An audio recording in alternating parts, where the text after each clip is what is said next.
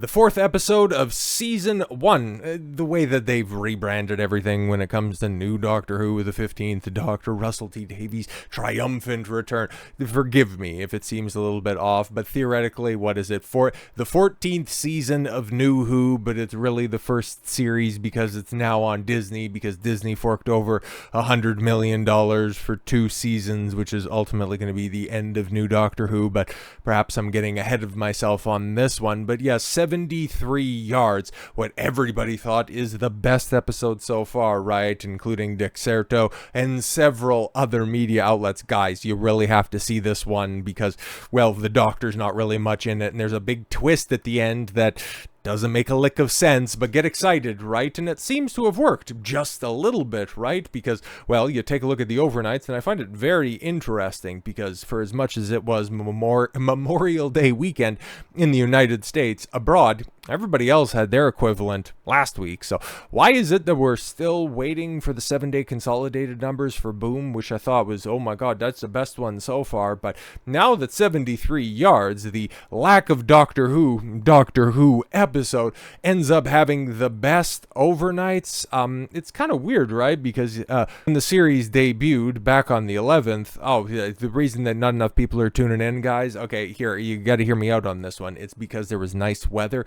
But you're telling me that the end of May had worse weather, so more people were inside? Or what are we dealing with right here? Maybe Boom, for, again, as nonsensical as that was, really reinvigorated the audience to come back and have best performing episode of the series, which, if you take a look at the overnights and the overall viewing totals, it's still at record lows. So yeah, you can go ahead and say, woohoo, we've got the little signs of life here, but this is the convulsion, this is the finger twitch, okay? This is, everything standing on end just as rigor mortis is setting in. It's not going to get better from here. We haven't hit the mythical under 2 overnights, but just wait, it's coming, man. It's coming, because what we're hearing, right? Because with all of the emphasis on Boom, Boom is so great. Stephen Moffat, he's still got it. Spoilers, he really doesn't. And then 73 yards, guys, it's the best thing, right? Because what did we see? What did we see in all the reviews out there? The best episode so far of this series, right? It's light on the Doctor. But I guess when it comes to, Dot and Bubble episode coming out on the 1st, it's kind of light on the Doctor. It's light on Millie Gibson's companion as well, Ruby Sunday. So it's going to be another bottle episode? Like, what? You only have 8 episodes to tell your story, to establish your new Doctor, your new companion that you're going to be replacing very shortly. And then you follow up all this quote-unquote success with one of the worst reviewed episodes, Black Mirror Without the Bite. It's like, okay, cool, Black Mirror was a good meme about a decade ago, and it's since fallen completely off the cliff. So if you're going to be running this stuff back with just some random chick in the middle of your quote-unquote sci-fi show, I don't really know if that's what you're looking for, but yeah, no, I really look forward to everybody, who would have seen the trailer for this at the end of 73 yards going, you know what? This not Doctor Who story, it's really going to sell me. Okay, I'm definitely going to be turning out June 1st.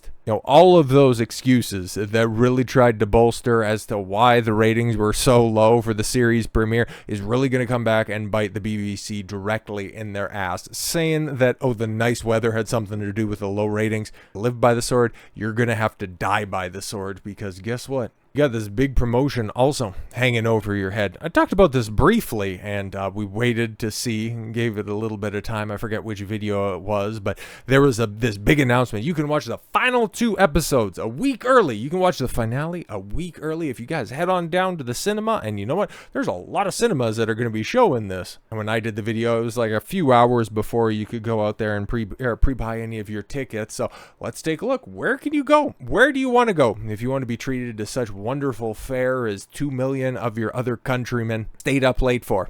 Where to watch the Doctor Who season 14 finale in cinema. Doctor Who season 14 being beamed worldwide. It's now time to take the next step to world domination, with the Doctor taking over cinemas in the UK. Taking over is a bit of a leap, but okay. Season 14 finale episodes, The Legend of Ruby Sunday, where she's going to get replaced by whatever the diverse companion's name is, and Empire of Death. will be shown in cinemas at 11 p.m. on Friday, the 21st of June. Showrunner Russell T. Davies said, "This is a great big rip-roaring finale with the Dr. Ruby and friends, old and new, fighting the greatest enemy of their lives." Oh, is that going to be the drag queen again? Are we going to have to be subjected to that torture? I can't wait for everyone to see it. Fantastic. We will find out who the one who waits is. Oh my god, the one who waits. He who remains. What's with Disney and their shitty naming conventions? This stuff is trash, bro. How about the mystery around Ruby Sunday's mother? Oh, that was the big hook at the end of 73 yards, right? Sort of, kind of, maybe. Don't know. Or what exactly is going on with all that snow? Guys, there was snow? There was snow in the Christmas special? After the first gay black doctor was gay black doctor dancing inside of a gay nightclub when he was talking about having a hot, sweaty summer with Houdini. I wish I was making that up. Will we ever see a return of the iconic Mrs. Flood? Yeah, I'm waiting for that. Hopefully, the finale comes with a lot of answers. Well, to be completely fair, they're also setting up for season 2, which is already, okay, might as well just jump ahead on this one, but Doctor Who season 2 wraps production, so yeah, that's all they're contracted for, by the way. And when Millie Gibson gave her interviews, I do believe this was closer to the beginning of the year, or it could have been at the time of the specials coming out, but when the rumors started to circulate that she was going to be replaced, and it was ultimately confirmed, it's like, yeah, there's 2 seasons, and what happens after that? Don't know. Ncuti Gatwa ended up echoing those sentiments, and well, all we need to do is just simply once again consult the old ratings guide and realize that if you think this is going to be getting anything more than a season 2, at least at the high level of production that we've seen, we better make sure that this finale, right? These finales are going to end up doing exceedingly well and exclusively in cinemas. But let's go back and talk about this here real quickly.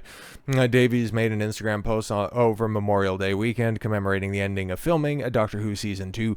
Davies appeared in a photo alongside current Who star Michelle Greenridge, who plays Clara Sunday, the adoptive mother of the current Doctor companion Ruby Sunday. The caption of the photo explained that it was from the Doctor Who season 2 wrap party held at the scenic waterfront location, Cardiff Bay. Oh, that's wonderful. We all had a very fantastic party. Would you like to come to my party? In his post, Davies cheered on his crew, stating, "Wrap party with Michelle Greenridge in the beautiful Cardiff Bay.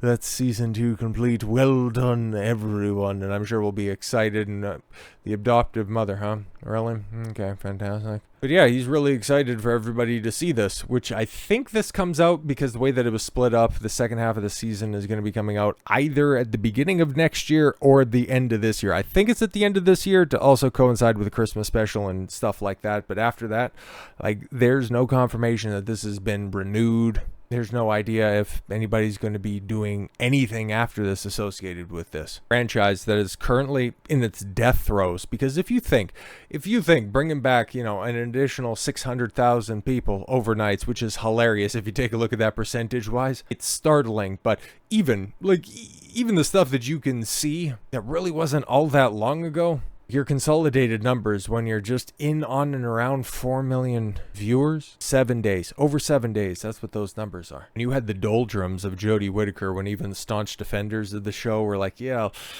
I'll come back for the specials. I'll come back for the, at the time, regeneration. But that's about it, just about checking out. They were even doing better.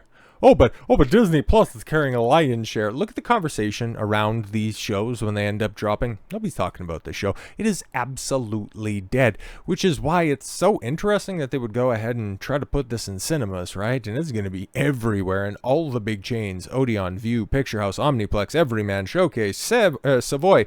And we could waste the entirety of the day just taking a look at the different cinemas that are playing this and check the different tickets that have been pre-purchased. And for transparency's sake, okay, recording this Monday going into Tuesday, so on the evening of the 27th, that's when I'm recording this, and you guys are watching this on the 28th, right? So there could be a bit of an adjustment. So I just simply pulled up the Odeon. Okay, the Odeon is where you can purchase some tickets in advance. I just picked 5 cinemas in 5 of the largest cities that immediately came to mind on this one. So we got Liverpool, London, Sheffield, Swansea, and then Glasgow. You can go all the way across the UK and we can just check out the different times for the different screens. And well, we can go to London On this one, okay, let's just check the tickets, okay? It's obviously going to check to see I'm a person. Oh, good, I'm a person. You guys, you're watching a real individual, but we can take a look at the seats that are for sale in London, you know, the small town that's out there, and, well, not bad. Not bad at all. That's down there. Okay, that's home field advantage. And given the fact that we are, just a little bit better than 3 weeks out from the event, not bad. Not bad. What about Sheffield? Okay, screen 1. Oh, they got 2 screens on this one. What do we got right here? Ooh, all sold out in a much smaller screen. That's very interesting. What about screen 3? Is screen 3... Oh, that's a little bit worse. But then again, you know, screen 1 might be a whole hell of a lot better, right? What about the Scots? Okay, what do the Scots have to say about this? Okay, they seem to like it. They really seem to like it. For the second screen... Yeah, not so much. Not so much. But again, that could be another one of those situations. So it's very interesting. In your big cities, you know, your home field advantage. Seems like things are going just fine. Things are going just fine for the franchise that nobody wants to watch for free. Well, at least it's included with your TV license. So are things quite adding up? Not really, but what else can you really glean off of those ratings? Okay, the fact that they are at record lows with the Doctor front and center, but when you end up getting a boost, it's all centered around the companion that's about to get sunset. It'll be interesting to see as, you know, the next episode has been marketed as a bottled episode, is marketed without a lot of the Doctor, without a lot of the companion, and without a lot of real direction as to where this season is ultimately going. And the fact that there's no real word of mouth in regards to this series, okay? Like, outside of the memes and the jokes and the people looking at how bad the ratings have ultimately gotten, if this is going to be your high point, 2.6 million overnight for a companion episode, you got long-term problems. And given the fact that everything's already wrapped, principal photography is already done, everything was already written, done, and dusted before you heard any of the criticism, you've seen any of the quote-unquote backlash in regards to the lack of enthusiasm for your series, I'm just going to tell you that Season 2 is going to be much more the same of Season 1, and Season 2 is probably going to be the end of Doctor Who.